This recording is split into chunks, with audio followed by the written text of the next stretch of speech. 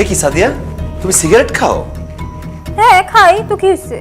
তুমি তুমি মেয়ে মানুষের সিগারেট খাইতেছো? আমার বোন যে তোমাকে আনকালচার খ্যাত বলে, এমনি এমনি বলে না। আর সিগারেটের গায়ে কি লেখা আছে যে এটা শুধু ছেলেদের জন্য, মেয়েরা খেতে পারবে না? তাছাড়া আমি তো সিগারেট ছাড়া ওরা অনেক কিছু খাই। সাদিয়া, তোমার এই রূপ তো আমি আগে দেখি নাই।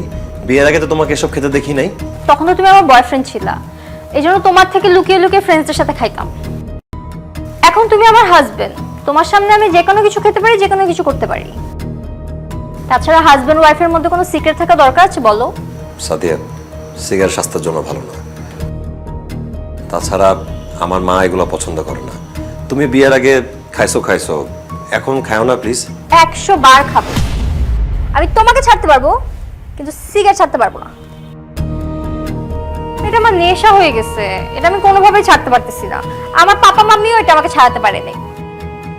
তাছাড়া আমার পাপার এত টাকা, আমি এগুলো না খেলে এই টাকা উড়াবো কিসে? না, তুমিও খাও। না, আমি এসব খাই না। কোনো সমস্যা নাই, আস্তে আস্তে শিখাই দিব। আমি এসব শিখতে চাই না। সিগারেটটা রাখো প্লিজ, আমার তোমার সাথে একটু কথা আছে। বলো কি বলবা?